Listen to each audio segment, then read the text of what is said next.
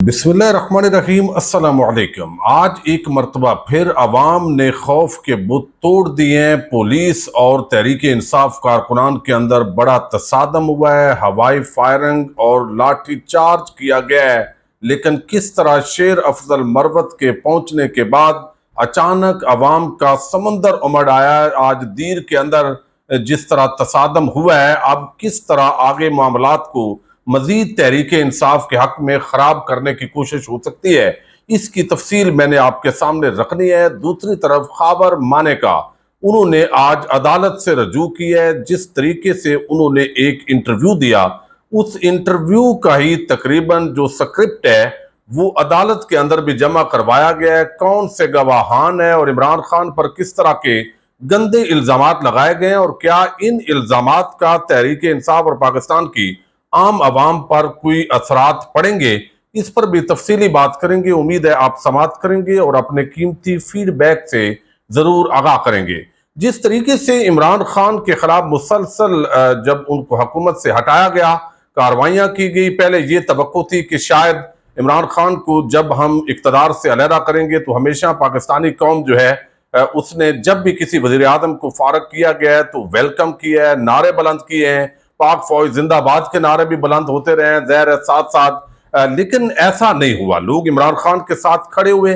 फिर हमने देखा कि खास तौर पर जब से पाकिस्तान पर खाऊ कबाइल को बाकायदा एक मुसल्लत करने का प्लान नजर आया तो लोगों ने इस पर मजीद गुस्से का इजहार किया। लोगों को ये तवक्को थी कि चले आप इमरान खान के साथ अगर नहीं बनी तो मामलात और हैं, लेकिन अगर तो इमरान खान को हटा के आपने हाजी नवाज शरीफ और आसिफ जरदारी को कौम पर मुसल्लत करना है तो ये हमारे लिए नाकाबिले कबूल है। ये एक बहुत बड़ा एक धचका लगा उन कुव्वतों को जिनको ये तवक्को थी कि जिधर हम होंगे उधर आवाम होगी। और हमने देखा कि इमरान खान पर कातलाना हमला हुआ, फिर उन पर 200 मुकदमात बन गए, फिर इससे भी काम नहीं बना और बड़े बाऊजी पाकिस्तान तशरीफ लाए। और अब जिस तरह वफादारियां जबरदस्ती तब्दील की गई, ये जो पूरी कहानी है और पूरा जो बैकग्राउंड है, उसके बाद अब भी हालात ऐसे हैं कि लोग इमरान खान के साथ इस तरह जुड़े हुए हैं कि जब तक इमरान खान चूंकि इस्लाम का नाम लेता था, लिहाजा उसका ये जो चेहरा है वो वादे किया जाए कि वो तो इस्लाम से बड़ा मुतनफर था और असल में उसकी जिंदगी ऐसे थी। फिर उसकी जो बुशरा बीबी जो खातून थी वो एक पर्दादार घरेलू खातून थी, उन पर भी बड़े इल्जामात लगाए गए। फिर इमरान खान पर नशे का, कोकीन के इस्तेमाल का इल्जाम लगाया गया, तो वो तमाम टेस्ट भी हुए और सब कुछ झूठ साबित हुआ। लेकिन अब लगता है कि आखिरी जो हरबे इस्तेमाल किए जा रहे हैं और इस वक्त एक ये बात कंफर्म है तकरीबन कि अगर बल्ले का निशान होगा तो फिर जो है वो नवाज शरीफ और नून लीग इलेक्शन लड़ने की पोजीशन में नहीं है, और अगर जो है वो बल्ले का निशान नहीं होगा तो फिर वैसे ही इलेक्शन फ्री एंड फेयर वैसे भी नहीं हो रहा है। अब इन हालात के अंदर आप देखिए कि कल जो इंटरव्यू हुए लोगों को अगवा करके, अब ये जो इंटरव्यू हुआ है खावर माने का, उसके बाद कल एक जो बंदा था जिसने वापस ली अपनी दरखास्त कि मैं चूंकि अब टेक्निकल ग्राउंड पर वापस ले रहा हूं, तो आज जो खावर माने का है उनको मुसलसल कस्टडी में रखा गया। उसके बाद इस स्टेटमेंट की क्या हैसियत है, लेकिन चूंकि असल मकसद शायद इमरान खान को यहूदी एजेंट भी बनाना है, मजहब के फतवे भी लगाने हैं, उसके साथ जो है ये उसको बड़ा बद किरदार भी साबित करना है। जिस तरह कल एक किताब एक खातून ने लॉन्च की, इससे पहले रेहाम खान, फिर आयशा गुलालई और उससे भी पहले इल्जामात लगते रहे। लेकिन ये सारी चीजों का जितना भी मलबा इमरान खान पर डाला गया है तो वो खुद भी कहते हैं मैं गुनाहगार इंसान हूं, लेकिन इस वक्त उसका जो असर है वो नहीं हो रहा। आज खाबर मानेका ने एक दरखास्त जमा करवाई है सिविल अदालत के अंदर, फैमिली कोर्ट के अंदर, और बल्कि सिविल सूट है ये, जिसके अंदर ये दावा किया गया है कि चेयरमैन पीटीआई और बुशरा बीबी के इद्दत के दौरान निकाह केस में जो है वो उन्होंने इद्दत के दौरान निकाह किया। ये तो पहले भी केस चल रहा था, लेकिन इसके दौरान उन्होंने ये बताया कि जिस तरह इल्जाम लगाया कि उससे पहले भी उनकी मुलाकातें थी, वो मिलते थे। एक दिन जो है वो मैंने जुल्फी बुखारी को देखा, फिर मैंने इमरान खान जो है वो, चूंकि फैमिलीज भी प्रोग्राम हमारे सुन रही होती हैं तो मैं इसलिए बहुत सारी चीजें इशारा तन किनाया तन बात करते हैं ताकि जो चीजें हैं वो अच्छे तरीके से आपके सामने आ जाएं। अब यहाँ पर जिस तरह इल्जाम लगाया गया कि बुशरा बीबी चूंकि एक बापर्दा खातून है, اب وہ اس پر ثابت کرنا ہے کہ یہ بڑی جو ہے وہ کرپٹ خاتون ہے. تو اب اس بنیاد پر جو ہے وہ ان پر یہ الزام لگایا گیا ہے. اب جس طرح آج یہ گھٹیا حرکت ہوئی ہے اور خاور مانیکا پر جو تنقید بھی ہو رہی ہے، اب بے شک اس کو اغوا کیا گیا، اس پر تشدد کیا گیا، اس پر ناجائز مقدمات بنوا کر بھی یہ انٹرویوز کروائے گئے اور اب مقدمہ درج کیا گیا، لیکن پھر بھی جو ہے وہ یہ انتہائی بے شرمانہ قسم کی سٹیٹمنٹ ہے جو آج ان کی طرف سے دی گئی ہے.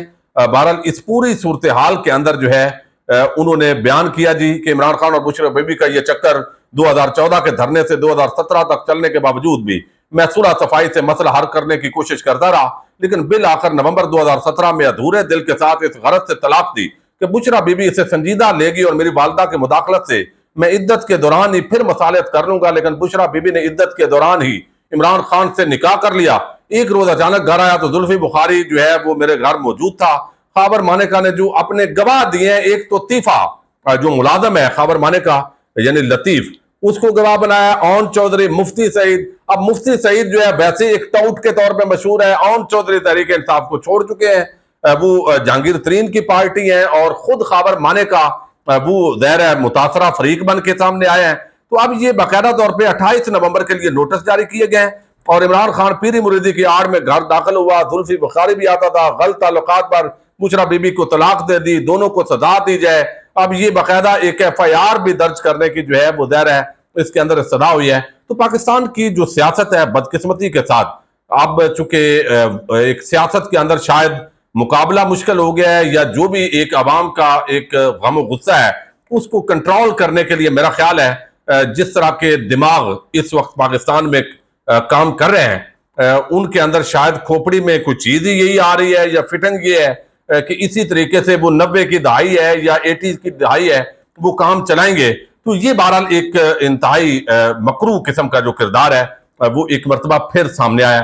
دوسری طرف آپ دیکھ رہے ہیں کہ پیپلز پارٹی نون لیگ تمام جماعتوں کو ANP فضل الرحمان سمیت ان کو آزادی ہے، وہ جلسے کریں، ورکرز کنونشن کریں، یعنی ان کے باپ کا جاگیر ہے یہ ملک، جو بھی کرتے رہیں، لیکن تحریک انصاف کو اجازت نہیں دینی. اور جب پوچھیں کسی عدالت کے اندر تو وہ کہتے ہیں جی میڈیا پر بھی آنے پر کوئی پابندی نہیں ہے، جبکہ ایک مجرم جو ہے اس کے لیے تمام میڈیا چینل بھی کھلے ہوئے ہیں.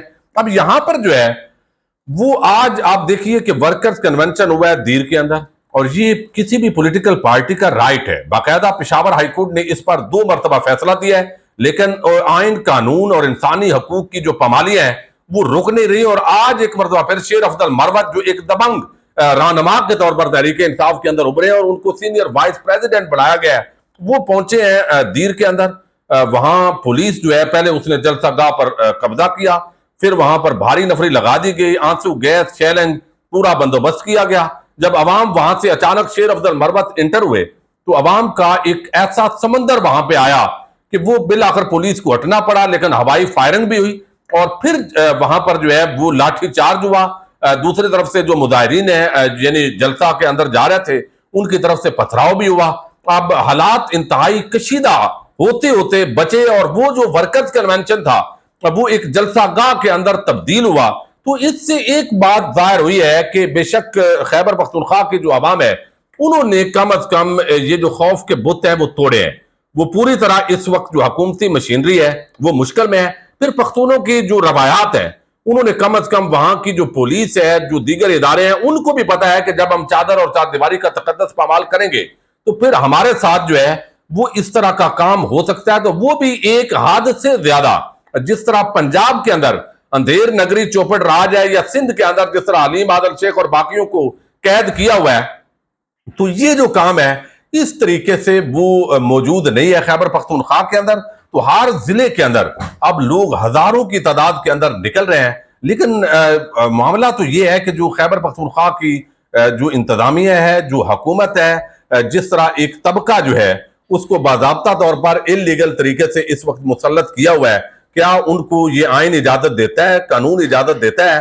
لیکن میرا خیال ہے کہ اس ملک کے اندر چونکہ اب بدقسمتی سے آئین اور قانون کی بالادستی نہیں ہے، ایک طرف سرمایہ کاری کے دعوے ہوتے ہیں، ایک طرف بڑی بڑی باتیں ہوتی ہیں، اور دوسری طرف ہم دیکھ رہے ہیں کہ روزانہ جو ہے تحریک انصاف کے جو ورکرز کنونشن ہیں، جلسے ہیں، ان کو روکا جا رہا ہے. خدا نخواستہ اب یہی لوگ جنہوں نے اپنا تحفظ کیا، جنہوں نے اپنا دفاع کیا، کوئی اچھی بات تو نہیں ہے حوصلہ افزا کہ پولیس فورس یا باقی جو ادارے ہیں وہ اور عوام آمنے سامنے ہوں، لیکن یہ کون ہے جو اس طرح کی شرارتیں کر رہے ہیں، جو پاکستان کی عوام اور اداروں کو آپس میں لڑا رہے ہیں؟ ایک پرامن آئینی اور جمہوری جو حق ہے شہریوں کا احتجاج کرنا، جلسہ کرنا، ورکرز کنونشن کرنا، اس تمام کو روکنے کی کوشش ہو رہی ہے۔